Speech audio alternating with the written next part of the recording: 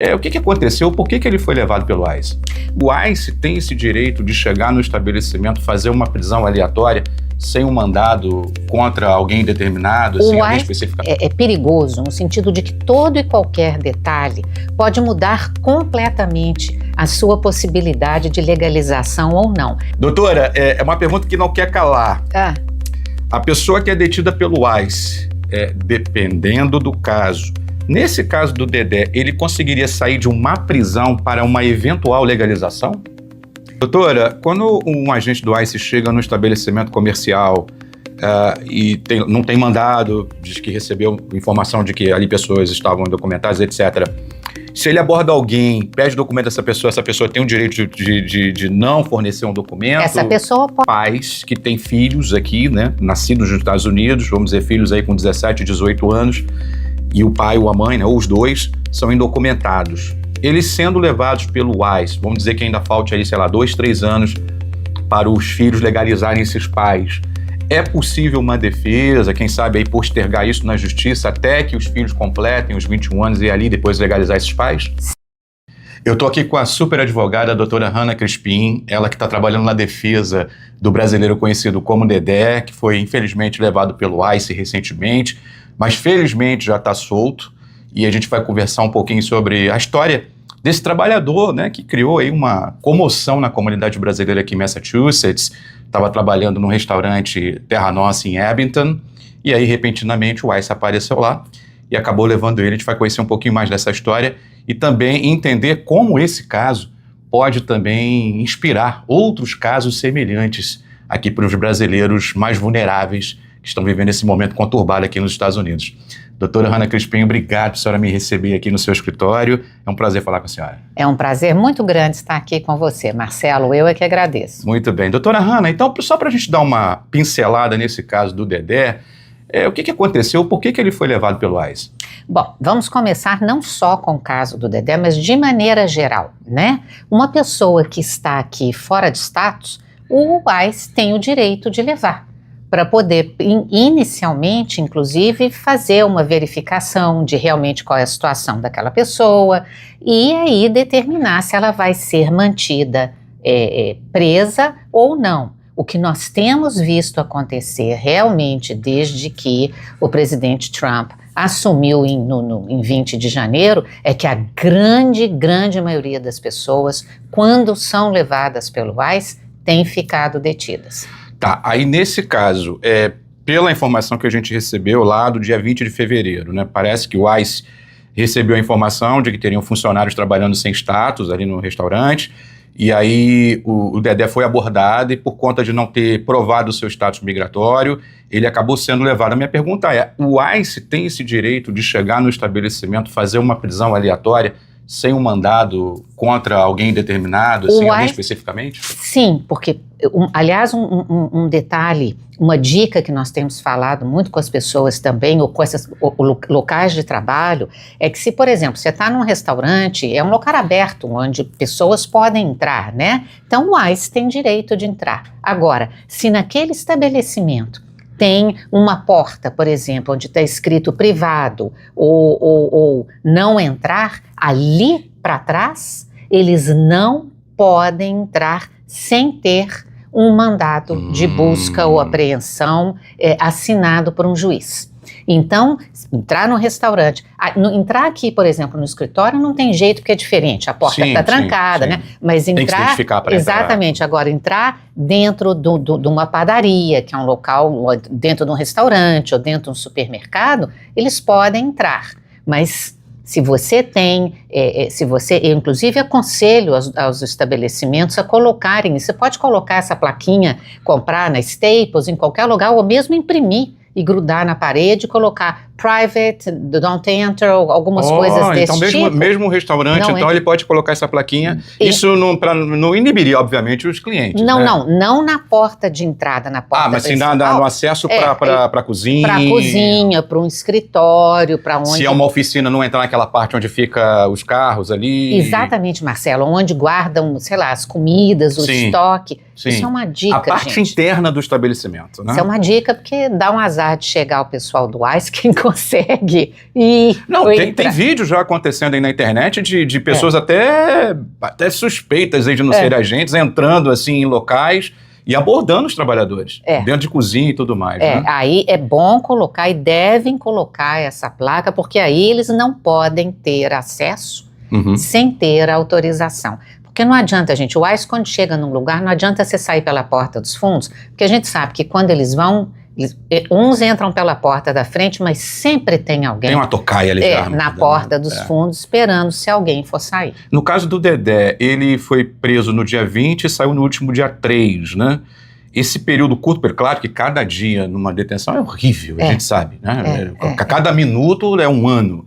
Mas nesse caso especificamente, a senhora consideraria que foi até rápida a soltura dele? Foi muito rápido porque nós entramos, na realidade, quando nós ficamos sabendo da detenção dele, eu estive com ele pessoalmente, e então programamos toda a defesa. Literalmente, nós trabalhamos o fim de semana inteiro para ter toda a documentação que era necessária e solicitamos a audiência na segunda-feira de manhã. A audiência não ocorreu antes porque a corte somente marcou para essa última segunda-feira. E aí, no caso, tendo a audiência de soltura, já é liberado imediatamente? Não, mediante o pagamento da fiança. Sim. Pagando a fiança. Pagando a fiança até um determinado horário que você tem que levar no ICE. É possível hoje em dia, inclusive, fazer esse pagamento online e você não precisa nem ir até lá para levar o cheque, mas aí a partir do momento que eles recebem o pagamento, eles têm 24 horas para liberar a pessoa. Ok. E como é que é feito esse cálculo para a fiança? Depende de caso a caso, a situação da pessoa que está detida. Como é que é feito isso, doutora? Depende do juiz. É muito assim? Sim, depende se cair do juiz. Se cair no juiz lá de bosta é um, se for no de Marlboro é outro, e assim vai. Depende muito do juiz de imigração, do humor do juiz no dia e, obviamente, da situação do caso. Por isso que é muito importante, inclusive, quando você prepara um pacote, eu chamo de pacote, pedindo a fiança, que esteja muito bem documentado, inclusive descrito. Nós sempre preparamos um memorando, contando para o juiz a história da pessoa, documentando a situação dela, para mostrar que aquela pessoa não é um perigo para a comunidade, porque são os termos que a gente tem que usar. Sim, não é uma ameaça à segurança. Exato, uma ameaça à segurança, e também não é uma pessoa que vai fugir, que vai desaparecer, que é uma pessoa que vai comparecer nas audiências vai de colaborar, imigração. Até porque o processo continua, né? Exatamente. Uma coisa é você sair com fiança não acaba com o seu processo na Corte de Imigração. Esse processo vai dar continuidade. A pessoa tem o direito a responder em liberdade, é isso. E no caso dele, ele tinha algum antecedente? Como é que era o histórico dele, do porquê do juiz, não sei se foi juiz ou juíza, né, ter aceito aí a fiança dele e ter liberado ele? Porque nós podemos comprovar para o juiz que é uma pessoa de boa índole, que não tem problemas criminais, que já mora aqui há mais do que 20 anos, que paga impostos há mais de 20 anos. E isso, gente, toda assim, a diferença. Faz toda a diferença, né? Tem família, tem filhos que são cidadãos americanos, no caso, isso se aplicaria para esposa, pais. A gente tem que mostrar que a pessoa tem laços com os Estados Unidos dependentes e que é uma pessoa que está como cidadão, não cidadão americano, mas como o cidadão que não está regularizado no país, exatamente, porém cumpre as suas obrigações de cidadão. Cumpre com as suas obrigações, exatamente. Então, eu acho que isso, da maneira que foi documentado e apresentado, e cartas de referência também, acho que a juíza ficou bem satisfeita. Ajuda muito também o ambiente onde ele trabalha, né? Porque ele tem essa referência do trabalho, todo mundo, ele parece ser uma pessoa muito querida. Ele é uma pessoa muito querida. Aliás, o pessoal todo da família, eles são pessoas muito queridas, então a juíza também na referência ajuda também. Ele está aqui há mais de 20 anos, é isso? Tem 2 filhos, se eu não estou enganado, um de 18, né? São informações que aí eu já não posso passar. Já tem 2 filhos e tudo mais. É pra gente entender, doutora, como esse vídeo também vai para o YouTube e isso vai, vai para o universo, aí vai ter muito brasileiro que não entende, não compreende o quão complexo é a imigração aqui nesse país, e as pessoas entendem pelo simples fato da pessoa ter entrado aqui ilegalmente, uma vez que entrou ilegalmente não tem mais direito. E a gente sabe, a senhora está aqui para isso, inclusive, para defender essas pessoas. É claro que tem. Então, nós temos que analisar. Imigração é perigoso, no sentido de que todo e qualquer detalhe pode mudar completamente a sua possibilidade de legalização ou não. Então, a gente não tem outra solução. A gente tem que analisar a situação da pessoa para ver se ela enquadra em alguma defesa, isso no caso para as pessoas que estão sendo detidas. Mas, de maneira geral, Marcelo, a grande maioria das pessoas que estão sendo levadas tem problemas criminais. Ok. E o interessante, eles já tinham essas informações, o ICE, né? Sim. Porque senão não teriam conseguido sair, de repente, atrás de tantas pessoas, procurando literalmente essas pessoas pelos nomes e apreender. É lógico que nós temos casos de pessoas que foram detidas que não tinham nenhum problema criminal, não tinham nada a ver com essa história de que vamos prender só gente que tem problema com a justiça. Mas então, aí tem defesa. Pois é, exatamente sobre isso, porque a pessoa que vem pelo México, e aí tem um termo jurídico, só me corrija se eu estiver errado, que é o good moral character, né? Que é o bom caráter moral da pessoa, que é justamente o tempo que está vivendo aqui, a família que foi constituída, se comprou bens, se paga impostos. Tudo isso pode ser revertido para a defesa dessa pessoa. Pode, e se é uma pessoa ativa na comunidade também, se ela tem algum envolvimento com alguma instituição religiosa, se faz trabalho comunitário, isso faz toda a diferença no processo. Pois é, então impressionante. Para você que vem aqui no vídeo aleatoriamente, não entende dessa complexidade migratória dos Estados Unidos, entrar pelo México não é sinônimo de crime automático. Tem ali uma questão que tem que ser resolvida, obviamente, mas não é sinônimo de deportação automática. Por isso que nós temos aqui defensoras, como é o caso da doutora Hannah Crispin, que trabalha já há quanto tempo já, doutora? 25 anos. Só isso, né? Só isso. O que eu tenho de América, ela tem de direito. Trabalhando, tá? Pois é, o que eu tenho de América, ela já tem no direito. Então, realmente, uma pessoa que sabe muito, estuda muito esse caso, né, não especificamente o caso outro, mas em matéria de imigração, realmente uma advogada formidável. Conheço o trabalho da doutora Hannah já há anos e anos e anos, né? Doutora, é uma pergunta que não quer calar. A pessoa que é detida pelo ICE, dependendo do caso, nesse caso do Dedé, ele conseguiria sair de uma prisão para uma eventual legalização?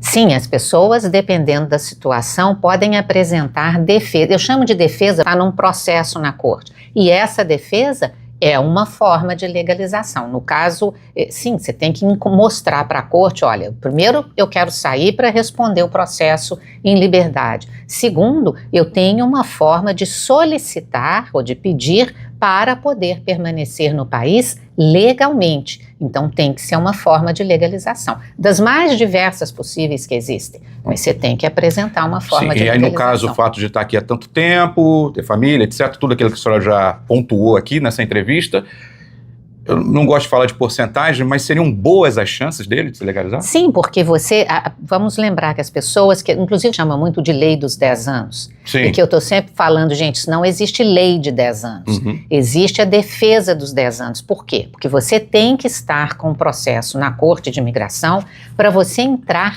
com esta aplicação. Na realidade se chama cancelamento de processo de remoção para quem não é residente permanente, e você tem que comprovar, entre outras coisas, que você está no país há pelo menos 10 anos, que você é uma pessoa de boa índole, de boa fé, de bom caráter moral, igual você disse, que você paga impostos, que você não tem problemas criminais sérios, que você contribui para a sociedade, ou pelo menos para a comunidade local. Ser bem quisto na sociedade onde você trabalha. Claro, com certeza. E que você tem o que a gente chama do parente que pode se qualificar para você comprovar que aquela pessoa, aquele familiar, sofreria dificuldades extremas se você for deportado. E esse parente pode ser cônjuges, filhos ou pais que sejam cidadãos americanos ou que tenham green card.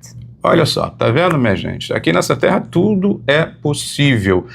Trazendo um paralelo agora, não falando especificamente mais do caso do Dedé, doutor, eu sei que a senhora fica restrita também aos autos e tudo mais, existe ali uma confidencialidade que a gente tem que respeitar, mas esse pode ser um caso também emblemático, né? Tá, quem sabe, um termômetro para pessoas que venham eventualmente passar uma situação, né, semelhante, de repente está trabalhando, não tem antecedente nenhum, as chances também são boas dessas pessoas também serem liberadas, mediante fiança. Mediante fiança e dependendo da situação de cada um. Agora, e muito importante, Marcelo, porque isso também é que a gente precisa dizer muito para as pessoas, olha, eu sei que deve ser apavorante ser separado pelo ICE e ver que eles estão te levando. Sim. Mas tem coisas importantíssimas que as pessoas precisam de lembrar. Algumas delas é o seguinte, você tem o direito de falar que você não vai dar nenhuma informação ou você vai ficar em silêncio até você conversar com seu advogado.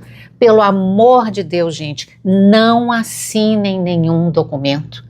Porque é o que desassinar um papel depois, se é que existe isso, Pois essa não tem palavra, como, uma vez assinado. é muito complicado, tá? Principalmente porque na grande maioria dos documentos está lá embaixo falando que foi traduzido para você, para o seu idioma, quando a gente sabe que muitas vezes não foi, mas é a sua palavra contra a palavra do oficial. Então, não assine documentos até que você converse com um advogado. E vai uma dica também aí muito importante. Não ande com passaporte brasileiro. Ah, então explica mais pra gente. Isso é fundamental, por quê? Porque se você está andando com passaporte brasileiro, se o seu passaporte, seja de qual país que você tenha cidadania, e esse passaporte está válido, você está literalmente entregando para o ICE, se você for detido, o documento que eles precisam para te tirar daqui.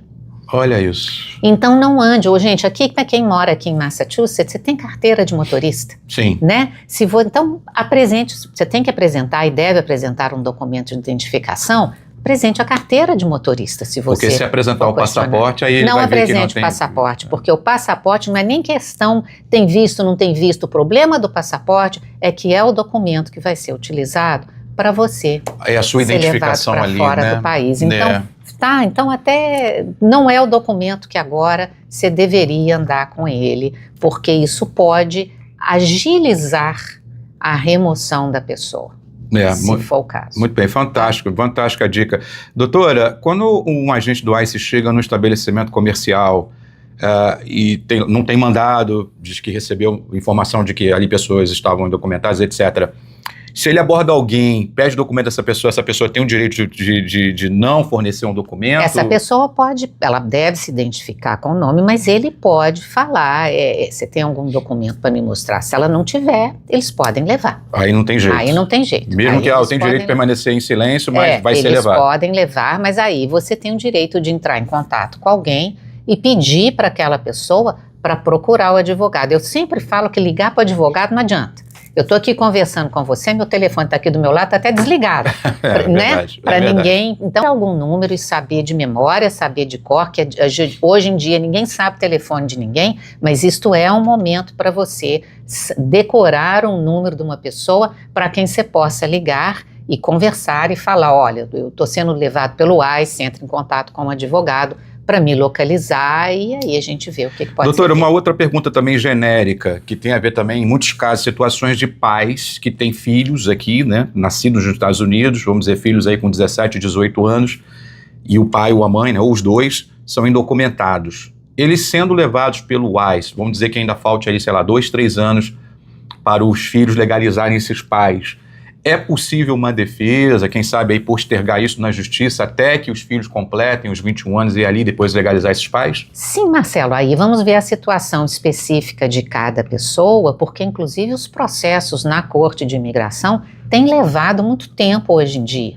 Então nós não sabemos, de repente, da defesa que esse pai poderá ou essa mãe poderá apresentar, de repente, ao longo do processo, nesse meio tempo, o filho até já fez 21. Pois é, né? Porque durante, você fica ali durante a defesa, aí o filho completando 21, aí entra com outro processo, seria isso? Aí entra com outro processo, não tem problema você ter apresentado uma defesa na imigração e na corte, e enquanto o caso estiver pendendo, se aparece algo novo que você pode se beneficiar através dessa outra lei ou dessa outra situação, for mais rápido e aí legaliza e anula aquele primeiro processo. E aí anula o primeiro processo. Fantástico. Mas você anula o primeiro processo na hora que você tem o segundo aprovado. Sim. E aí, no caso, um dos filhos precisa ser maior, né? Completar 21 anos de idade, né? O cidadão americano tem que ter 21 anos completos para poder aplicar para os pais. E aí um processo relativamente rápido depois de 21? É um processo rápido, não é uma coisa complicada não. Lembrando que para que o pai ou a mãe possam receber o benefício, eles têm que ter entrado legalmente no país, ou eles ainda, se já estão aqui há muitos anos e se estão protegidos por aquela lei antiga que fechou em 2001, ou se eles têm filhos que estão no exército ou são veteranos, porque o problema de quem entrou pela fronteira é a necessidade de pedir perdão. Ah, ok. Então, e, de maneira geral, o cidadão americano não pode pedir perdão para os pais. Então, para quem entra pelo México, a situação fica um pouco mais complicada. Fica um pouco mais complicada. Muito bem. Doutora Hannah, eu gostaria de agradecer imensamente o tempo que a senhora dedicou aqui para a gente. Eu acho que foi uma entrevista bem esclarecedora e também para a gente elucidar um pouquinho desse momento. Está muito conturbado, né, doutora? Eu imagino que o telefone da senhora não deve parar, né? Está muito conturbado e eu entendo profundamente que as pessoas estão apreensivas, mas, gente, a poeira vai baixar. Vai, a gente sabe disso. Para quem está aqui há muito tempo, o ano de 2016, eu não sei se você se lembra, estava aqui, foi uma loucura também. Primeiro não, do Trump foi em 17. Teve até o dia sem imigrante ali no início, nos primeiros, eu me lembro bem, 2017 também no inverno, ali entrada de primavera. Bem estranho também, complicado também. E durante a administração do presidente Obama também, o que foi de gente presa e deportada, e não se fala muito sobre isso. Eu falo. Você fala? Eu te falo demais, porque aqui eu não tenho negócio de democrata e republicano, não. O senhor Obama disse que ia legalizar, deportou milhões de pessoas, foi o maior deportador da história. Exatamente, até hoje é o presidente que mais deportou pessoas. E 30%, isso é dado, 30% dos deportados não tinha nenhum antecedente. Isso é dado. Então, é importante a gente registrar também. É bom a gente falar isso, principalmente para as pessoas que chegaram depois disso. Então, gente, acalma, eu sei, a coisa vai melhorar, a poeira vai baixar. Não tem como deportar todo mundo. O país não pode deportar todo mundo, porque este país precisa do nosso trabalho, do trabalho dos imigrantes. Tá? E é impossível, é inviável. Não prender tanta gente, não precisa avião, não tem pessoal para fazer isso, e o tanto que isso custa também. E eu falo assim, prisão, primeiro você tem que prender, depois você tem que processar a deportação. Porque eles podem falar, nós estamos prendendo 1.000 e 1.500 pessoas por dia, sei lá, 500 mil pessoas por ano. Não significa que serão 500 mil pessoas deportadas, porque até que você processe, né, a deportação. De jeito nenhum. Então é ter calma que as coisas vão melhorar. E ainda digo mais, tenho fé de que esse vai ser o presidente que vai aprovar alguma coisa. Será, doutora? Ah, meu Deus, que Deus ouça essas palavras misericordiosas e que toque o coração desse presidente. Quem sabe aí um dia com uma legalização, eu acho até que eventualmente se não for esse o próximo, uma hora a legalização tem que acontecer, doutora, porque o sistema de imigração está carcomido, já está vencido, está falido, não funciona mais, deu errado. Tem que consertar esse negócio. Exatamente. O negócio está lá, estão fechando, estão controlando a fronteira, que é uma questão de segurança nacional. Essa coisa vai melhorar. Se Deus quiser. Doutora, mais uma vez, obrigado, tá? Eu que agradeço, um prazer. Estou sempre à disposição. Ótimo. Eu vou deixar para vocês aqui no link, na descrição desse vídeo, o contato da doutora Hannah Crispim, excelente advogada, fantástica, e fala com essa calmaria, né? Voz que traz paz, né, pra gente, né, minha gente?